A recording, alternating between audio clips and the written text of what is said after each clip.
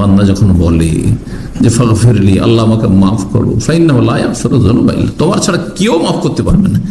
তখন আল্লাহ রাব্বুল আলামিন আরশের চারপাশে অসংখ্য ফেরেশতাদেরকে বলেন যে দেখো এই বান্দা বলছে ফাইন্নাহু লা ইয়াগফিরু যুনুবা ইল্লা, তোমার ছাড়া কেউ আল্লাহ মাফ করতে পারে না। তার ইয়াকিন বিশ্বাস আছে যে আমি ছাড়া তাকে কেউ ক্ষমা করতে পারবে না, তো আমি ক্ষমা করব না?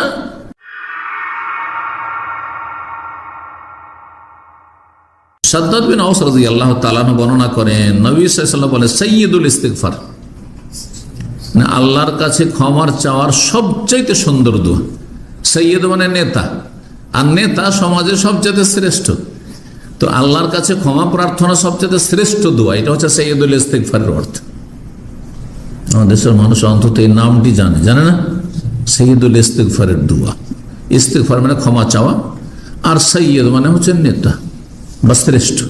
সবচেয়ে শ্রেষ্ঠ দোয়া আল্লাহর কাছে ক্ষমা চাওয়ার। আন্তা কুলা, এইভাবে বলবি আল্লাহ আন্তা রব্বি, হে আল্লাহ তুমি আমার রব। তাওহীদের রুবুবিয়তের ঘোষণা করলেন।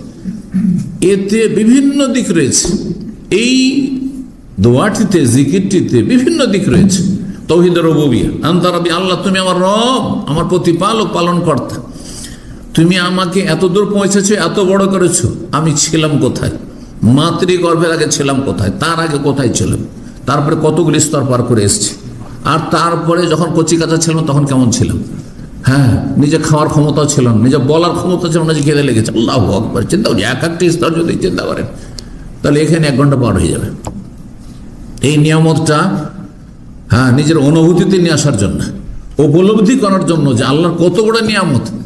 আমার সাথে জন্ম নিয়ে, আপনার সাথে জন্ম নিয়ে বহু কচি কাঁচা ছেলেরা মেয়েরা দুনিয়া থেকে চলে গেছে, বাল্য জীবনে চলে গেছে, মাতৃগর্ভে চলে গেছে, মায়ের পেট থেকে ভূমিষ্ঠ হয়ে মরে গেছে, অথবা সাবালক হয়ে মরে গেছে, বিয়ের আগেই মরে গেছে, বিয়ের পরে মারা গেছে, যৌবনকালে মারা গেছে। চোখের সামনে করোনার মানে দেখলেন, আল্লাহু আকবার, এত বড় বালা মুসিবত আল্লাহ আমাকে আপনাকে বাঁচিয়ে রেখে বড় আলহামদুলিল্লাহ। আল্লাহ তো আমাকে সেই লিস্টে করতে পারতেন, করোনার লিস্টে, যে যা দুনিয়া থেকে বিদায়তে। আল্লাহু আকবার, আলহামদুলিল্লাহ। আল্লাহ আনতা রাব্বি, আল্লাহ তুমি আমার রব। লা ইলাহা ইল্লা আনতা, তুমি ছাড়া কোনো সত্য মাবুদ নেই। তাওহীদুল উলুহিয়্যাহ, রুবুবিয়্যাতের সাথে উলুহিয়্যাত। খালাকতানি, তুমি আমাকে সৃষ্টি করেছো, তুমি সৃষ্টিকর্তা। আল্লাহর যে রুবুবিয়্যাতের আল্লাহর কাজের বিভিন্ন দিক রয়েছে। ওয়ানা আবদুকা, আমি তোমার গোলাম বান্দা। ওয়ানা আলা আহদিকা, আমি তোমার সাথে ওয়াদাবদ্ধ, চুক্তিবদ্ধ যে তোমার ইবাদতবন্দি করব। ওয়াদাকা, তোমার সাথে চুক্তি এবং প্রতিশ্রুতিতে আবদ্ধ। মাস্তাতা, তো যতটা পারি। অসুস্থ হয়ে গেলাম, তাহলে অসুস্থ হলে তো অনেক কাজই করতে পারবো না, এই জন্য মাস্তা যতটা পারি। যতটা পারি মানে এই কথা বললাম মানে যে ফরজ আমি 70 রাকাত পারি না, 4 ওয়াক্ত নামাজ পড়তে পারছি, আল্লাহ ব্যাস হয়ে গেল, চলবে না? ফরজই চলবে না। আল্লাহ রমজান মাসে এতটি রোজা রাখতে বাকি পারলাম না, মানে খিদা লাগছে বেশি, সেজন্য চলবে। কিন্তু অসুস্থ অন্য সময় রাখিও, সুস্থ হইলেন না অতি মারা ধরবেন আল্লাহ রাব্বুল আলামিন। কারণ কাজা করার সময় পাননি আপনি। স্থায়ী রোগী, চলেন ফিদিয়ে দিয়ে দেন। ইন্নামা আল উসরি ইউসরা, যেখানে কঠিন হয়েছে সেখানে আল্লাহ সহজ করে দিয়েছে। কিন্তু আপনি খেয়াল খুশি, আপনি কুপ্রবৃত্তির গোলামি করে বলবেন যে আমি পারছি না, এটা হবে না। আপনার চাইতে দুর্বল লোকের আমরা পারছো, অনেকে পারছো, প্রথম কাতারে গিয়ে হাজির থাকছেন, আপনি কেন পারেন না? এত সুন্দর শরীরে, 100 কেজি শরীর নিয়ে কেন পারবেন না? আপনি সুস্থ, বিভিন্ন রোগে জর্জরিত, তারপর আপনার চাইতে ভালো পড়ছে কি করে? তাহলে মানুষ হিসেবে আপনি পারতেন, আর আপনার ইমানে কপটতা, মুনাফিকি আছে, সেই জন্য পারছেন না। আউযু বিকা মিন শাররি মা সানাতু, আল্লাহ যা কিছু আমি পাপ টাপ করেছি সেসবের অনিষ্ট আছে, একটা বিপদ আপদ আছে, কুপ্রভাব আছে, সেসবের অনিষ্ট থেকে আমি আশ্রয় চাইছি।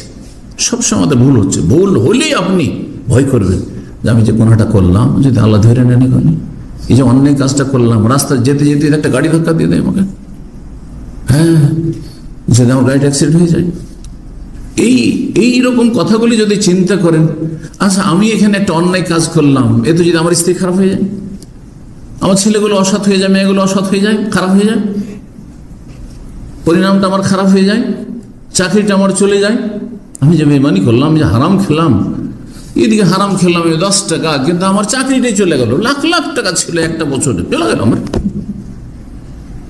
আউযু বিকা মিন শাররি মা সানাতু, আল্লাহ যা কিছু ভুল অন্যায় করেছি সেগুলির অনিষ্ট থেকে তোমার কাছে আশ্রয় চাইছি আল্লাহ।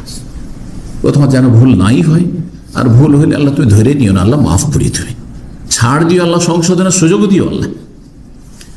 আউযু বিকা মিন শাররি মা সানাতু আবুউ লাকা বিনিআমাতিকা আলাইয়া, তোমার নিয়ামতের কথা স্বীকার করছি, যে মাথা থেকে পা পর্যন্ত নিয়ামতের নিয়ামত, কত নিয়ামত আমাদের কাছে রয়েছে। স্বীকার করছি আল্লাহ যে তোমার দান এগুলো। ওয়া আবুউ লাকা বিযামবি, তোমার এত নিয়ামত কিন্তু আমার গুনার শেষ নেই। আল্লাহ গুনার কথাও স্বীকার করছে যে আমার ভুলের শেষ নেই, পাপের শেষ নেই, পাপ কি আছে আল্লাহ। ফাগফিরলি, সুতরাং আল্লাহ তুমি আমাকে ক্ষমা করে দাও। ফাইন্নাহু লা ইয়াগফিরু যুনুবা ইল্লা আনতা, তোমার ছাড়া কোনো শক্তি নাই কেউ ক্ষমা করতে পারে। অন্য একটি হাদিসে রয়েছে, বান্দা যখন বলে যে ফাগফিরলি, আল্লাহ আমাকে মাফ করো, ফাইন্নাহু লা ইয়াগফিরু যুনুবা ইল্লা, তোমার ছাড়া কেউ মাফ করতে পারবে না। তখন আল্লাহ রাব্বুল আলামিন আরশের চারপাশে অসংখ্য ফেরেশতাদেরকে বলেন যে দেখো এই বান্দা বলছে ফাইন্নাহু লা ইয়াগফিরু যুনুবা ইল্লা, তোমার ছাড়া কেউ আল্লাহ মাফ করতে পারে না। তার ইয়াকিন বিশ্বাস আছে যে আমি ছাড়া তাকে কেউ ক্ষমা করতে পারবে না, তো আমি ক্ষমা করব না। আমার সে আশ্রয় নিয়েছে, আমার কাছে শরণাপন্ন হয়েছে সে। সুবহানাল্লাহ। আল্লাহ যেন আমাদেরকে তৌফিক দান করেন। আচ্ছা, এই দোয়াটি কি মন্ত্রের মতো পড়লে হবে? আমি যে বুঝাইলাম, কত আপনাদের ইমান নেই একটা জজবা আসলো, ইমান তাজা হইল, তাহলে বুঝে সুঝে পড়বে না, যথাসাধ্য বুঝে পড়ার চেষ্টা করে। বুঝে পড়লে ওই ইবাদতের ফরজ হোক আর নফল হোক, কোয়ালিটি আলাদা।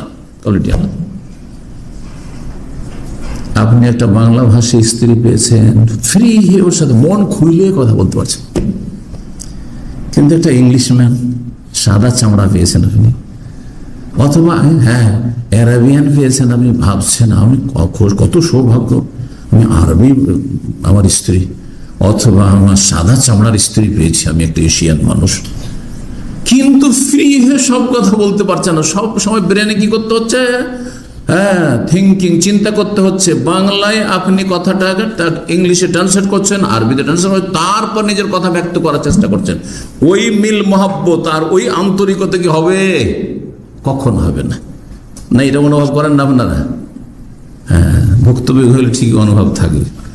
এই জন্য তো যথাসাধ্য আমরা চেষ্টা করি নিজের ভাষার মধ্যে আত্মীয়তা। কেন? যেইভাবে আন্তরিকতার সাথে আপনি কাছাকাছি হইতে পারবেন, সেও কাছাকাছি হইতে পারবে, অন্য ভাষাতে পারবেন না। সব সময় চিন্তা করে কথা বলতাম। আমি বাংলায় লেকচার দিচ্ছি, আমার বিনা চিন্তাতে ভাষা বেরিয়ে আসে, কারণ আমার মাতৃভাষা এটা, মায়ের ভাষা। মাতৃভাষা মানে কি? মায়ের ভাষা এটা, ঠিক না? কিন্তু যখনই আমি অন্য ভাষায় কথা বলবো, যতই পারদর্শী, আমি বাংলার চাইতে অনেক বেশি আরবি পড়েছি, অনেক বেশি উর্দু পড়েছি, বাংলার চাইতে বেশি এমনকি ইংলিশের গ্রামার পড়েছি, কিন্তু কথা বললে আগে চিন্তা করতে হয়। এখানে বাংলায় চিন্তা হইলো, তারপরে তর্জমা হইলো, তারপরে তখন কথাটা ব্যক্ত করছি। থেমে থেমে কথা বলতে হচ্ছে আমাকে, বুঝতে পেরেছি? ঠিক